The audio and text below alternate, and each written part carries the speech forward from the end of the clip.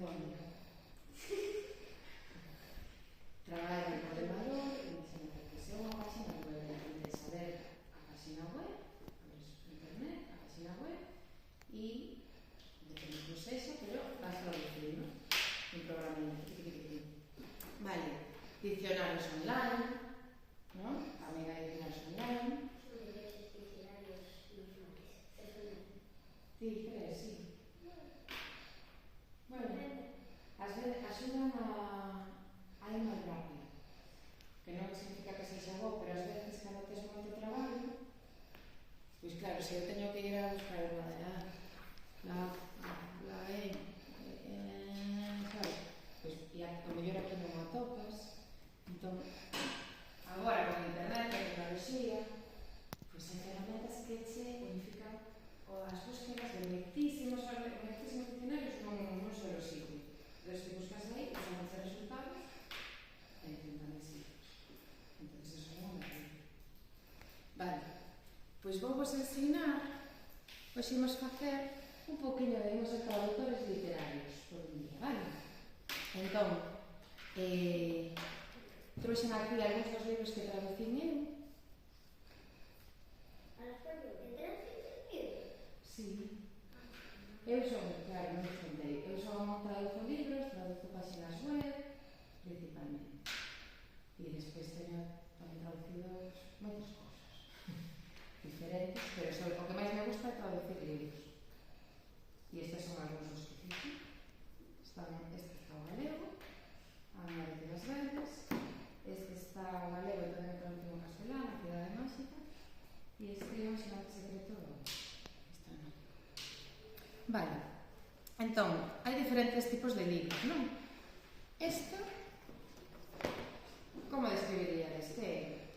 É un álbum, é unha novela, é un poemario, unha novela. Ten ilustracións? Non. Este? Tampouco. É igual, non? Tamén unha novela. Este? Este sí. Este que é? É un libro. É un conto? É un conto. Vale. Este chamaríase un álbum ilustrado. É un álbum ilustrado.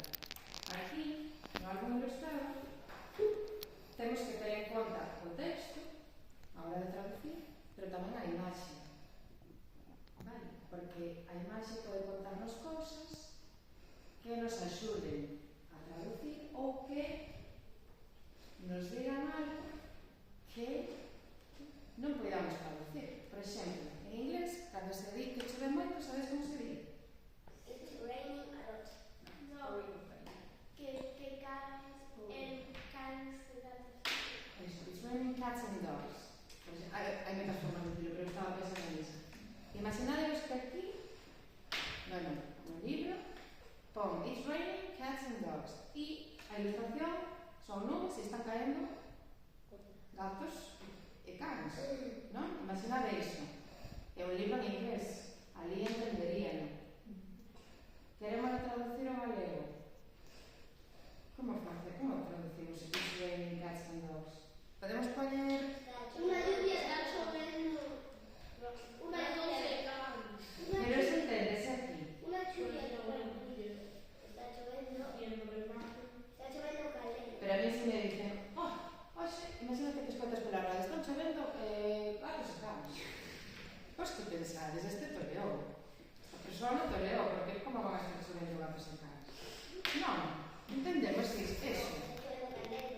Están chovendo a caldeiros, por exemplo. Entón, se temos aquí unha ilustración que son gatos e cans que caen do cero, e o texto It's raining cats and dogs, que facemos para traducir, se queremos traducir ese libro?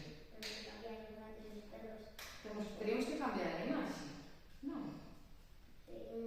Esa sería unha opción. Ou poderíamos ver se hai unha maneira de decir algo relacionado co libro, pero sen facer referencia a chuvia e coa imaxe, cambiando o texto. Habería